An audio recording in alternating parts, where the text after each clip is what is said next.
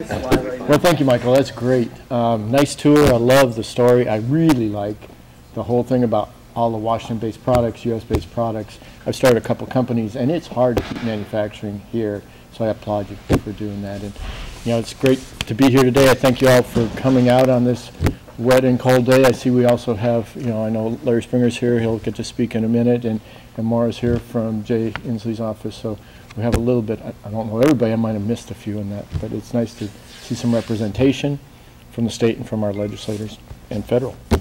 So again, thank you for being here. I'm here on behalf of the Washington Global Health Fund. We've renamed it recently. I have to be a little careful I get that right. Which is, I don't know how many of you know this, but it is a state law as of 2 years ago that created a fund out of our meager state resources to help companies in Washington state that are manufacturing projects for low resource environments. Primarily it's called global health, but we know even in our own country there's plenty of areas where that are low resource environments that can use help. And so this fund is intended to help kickstart manufacturing and create some jobs for this global health community. And it's really kind of a conundrum when you think about it, and I'm glad to see how you guys have solved it here, because manufacturing in the U.S. is often higher cost than overseas. So to be able to do it here and leverage that for overseas is great. So we deeply appreciate the fact that the state has created this fund and allowed us to go ahead and seed several different companies with some money to help do some job additions and hopefully spur some economic growth. So our mission, and I'm going to have to read this, I appreciate Vajra helping me out here with some notes, but the mission is to accelerate the commercialization of global health technologies and expand the global health sector in Washington state. To fulfill our mission, we provide grants to Washington state organizations working to solve global health problems. So today we get to announce our most recent awardees, and again, with SpringStar being one of them.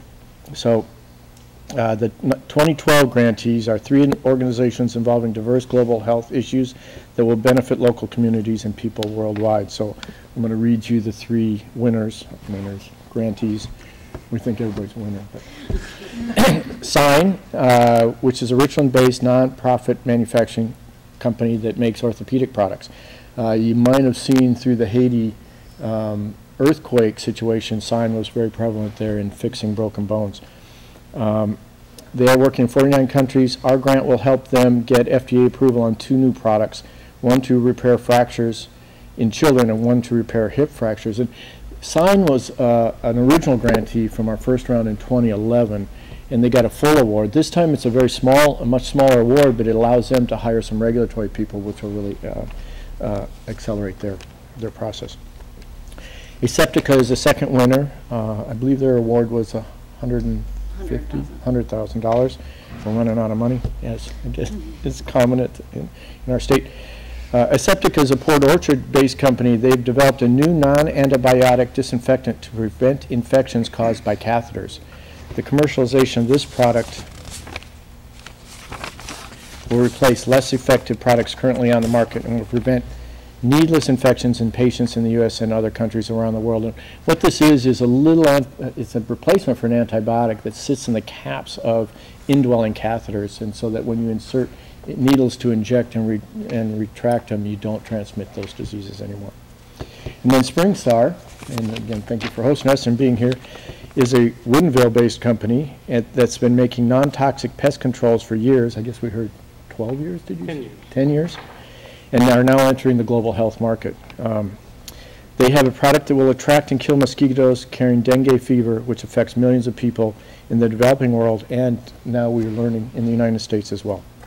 The Department of Defense provided initial funding for this product, and we are thrilled to be able to contribute to help you grow this product and grow your presence worldwide. So thanks again for being here today, and now I get to introduce Representative Larry Springer.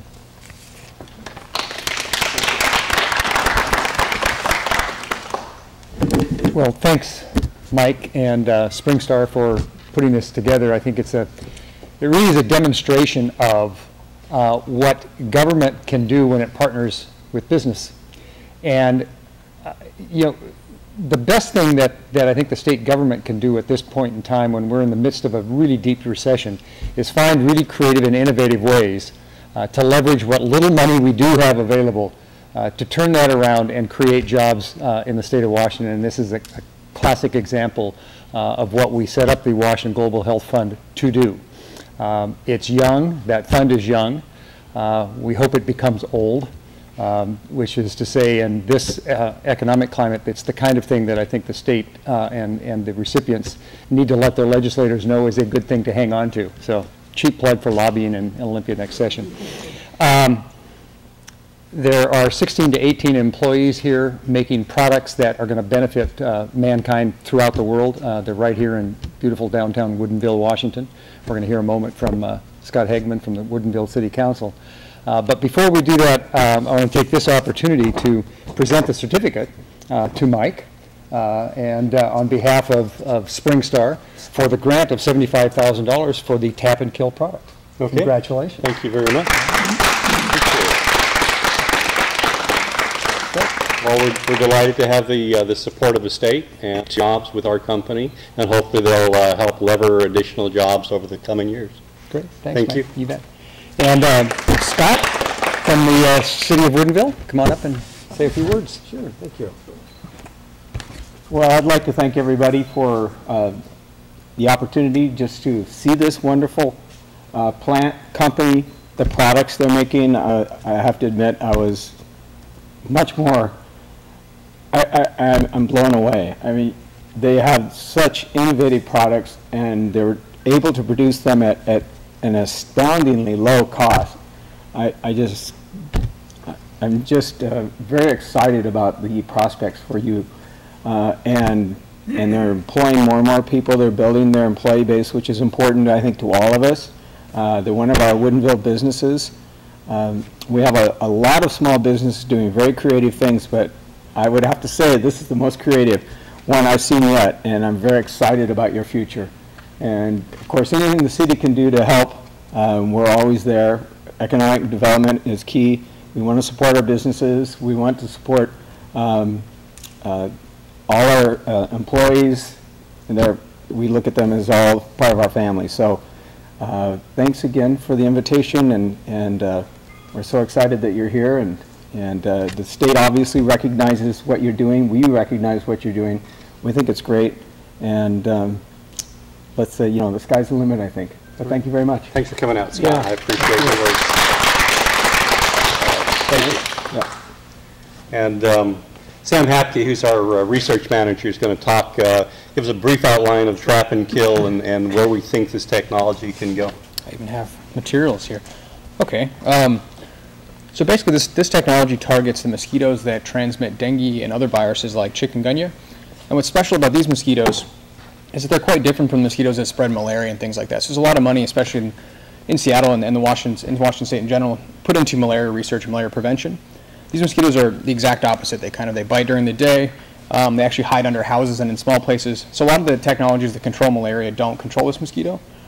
What most people don't know is that dengue is the second most important mosquito-borne illness after malaria. At this point, because of plastics, their vector can breed in any sort of plastic thing.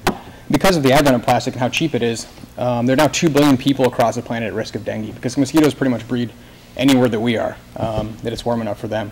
So we actually had the first case in mainland U.S., the first outbreak actually in over 78 years in Florida, in Key West.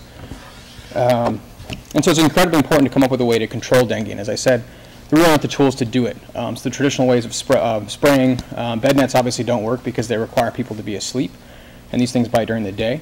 So we kind of looked at their life cycle, and this comes from a military invention, which did most of the research behind the initial idea. So the mosquitoes breed in, as I said, water, and these particular mosquitoes breed in containers. So anything from a bottle cap to a dimple in a tarp to a cup like this, trash. I mean, anywhere. So there's, within 1 yard, you can have 160 of these little environments that mosquitoes breed in. So what this does is it kind of simulates that. So we provide them a cup, we put water, and the mosquitoes, I guess the pregnant females come in, they fly down, and they want to land right at the edge of the water and lay some eggs, which are going to hatch and begin in the water, and then they'll emerge as adults. So what this does is it simulates that breeding environment. And we put a small strip of pesticide in there, and it's the same materials that would be used in a bed net. So they're very low toxicity to anything else but insects. So the mosquito comes and they land directly on it and get that lethal contact, and then it's just over for that female. This is particularly important because that's the specific life stage that spreads disease too. So we're targeting the exact portion of the mosquito population that spreads disease, and we're also helping to diminish the population. This has been shown by itself and also as part of an integrated program, which just means there's other things going on, so things like source reduction, which is dumping out water cups, and aerial spraying, things like that, to reduce populations to levels which will stop dengue outbreaks. Our prototype version is being used by the Australian government in the north of Australia, which is kind of like our south, where they have ongoing dengue outbreaks, and they were able to use this to stem those and stop them in their tracks. That's essentially what it does. Yeah, and so we're very excited to be able to get this out into the world to help people. Again, there are 2 billion people at risk of dengue, with about 20,000 that die every year. All right. Thanks, Sam. Appreciate it. I just want to recognize Eric LaLiberty, longtime friend of ours who's looking at potential political position. We also have other friends and investors in our company. Darren Bolding, he's been helping us with international contacts. And my thanks to Kirk with the 12 Bars Brew, and Matt with Softail Spirits, and Roger and your team for coming by, and Jay Inslee's representative, Mara Lill. Good. All right. Thanks, everybody. Do you have any questions before or anybody else want to make any comments before we close? Okay, perfect. Thank